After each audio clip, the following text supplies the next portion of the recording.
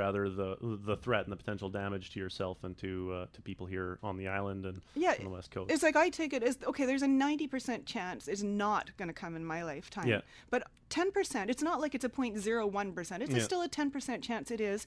And the implications of it coming are so serious, as we can see in Haiti. And that's the other thing, is our earthquake is going to be 10 to 100 times stronger than the Haiti quake. And this is, a lot why I'm talking about it now, is I know people don't like talking about bad things. Yeah.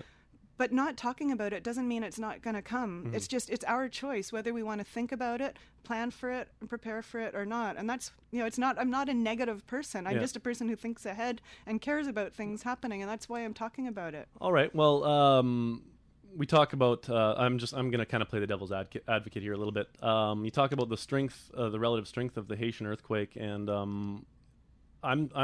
I just think from where the epicenter of an earthquake occurs. In this case, it was right in a densely populated, developing nation.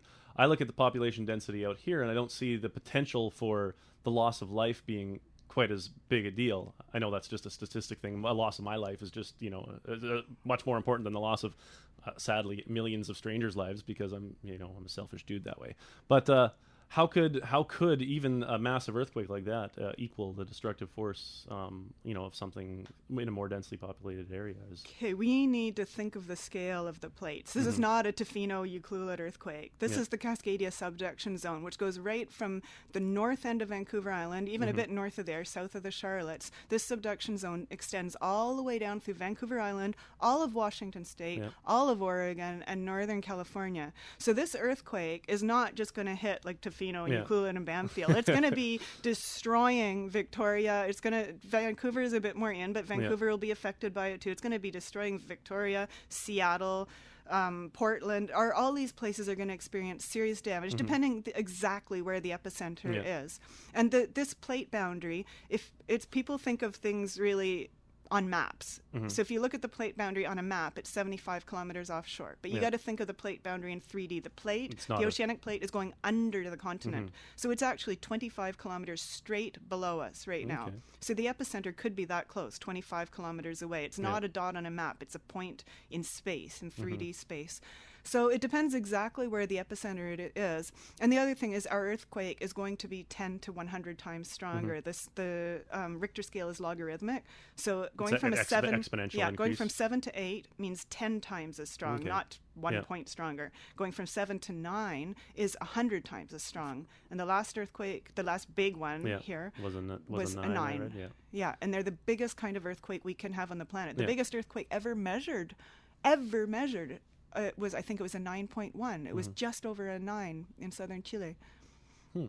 All right, so I was going to say if, but I suppose when this geological event takes place, what do you perceive as the effects here on the coast for, I'm going to say on the coast for us specifically here in the Pacific Rim, and what do you think can be done, to prepare ourselves and prepare future generations for the reality of this eventually occurring? Well, with the recent horrible events in Haiti have really got me thinking these last couple of weeks. As you hear things that are going on, I'd been thinking about what is the earthquake going to mean for us for years. But once you start hearing the news coming out of Haiti, you realize there are a lot of other things. Like, they're talking about the looting and the violence in the street and people who don't have food and water. Well, that's going to happen here. First of all, imagine there's major destruction in the big cities, as well as just places bigger than Tofino, like Port Alberni and Nanaimo. Where that density is and that extra human element is. Yeah, so where are aid efforts going to be concentrated? They're going to be concentrated on the big cities, not on the little ones. And we found that out in that windstorm a couple of years ago, where who was last on the list to get help? Bamfield. Who was second last? Tofino. So that was a really minor event compared to what this earthquake is going to be. So we're going to be really low down on the aid list. We only have one road out of town. And visualize that road in your head. It's not just going to be trees down. There are going to be landslides across the road. So our road is going to be cut off for sure for weeks and maybe for months. There's going to be, like in Haiti, there are going to be years of efforts of digging things out. And Highway 4 is not going to be number one on their list to get reactivated again. So Tofino will be cut off. Who knows exactly? I'd say for weeks, but possibly even for months cut off from help. And there will be helicopters and planes flying around, but they're only limited resources, and they're going to be focusing on the denser population areas. And I was reading actually in you've got a blog where you discuss this and other issues. It's JacquelineWindh.com. And you were talking about the seasonal issues, of course, in Haiti, where buildings are damaged, people are sleeping in the streets, which is fine in the summer in a tropical environment, but would be quite awkward in the winter here in Canada, and particularly difficult in the summer if things are all cut off and we've got 20,000 tourists in the streets of Tofino and a bunch in Ucluelet all without shelter, even in the summer, without shelter and food to get that much supply in without a road, and with shipping, docks washed away in a tsunami and what have you, would be an additional crisis that I think we can't possibly really prepare for with the small infrastructure that we have. Exactly. And those are some of the things that the Haiti example has really made me think of, to think, well, not all of the houses are going to be destroyed. Mm-hmm. The scale of the shaking is another thing for people to really be aware of, that it's going to be, each shake is 2 to 3 meters across. It's not like a vibration or anything. It's like literally like someone having a big rug underneath your house and shaking it back and forth 9 or 10 feet each shake for 2 to 3 minutes. So,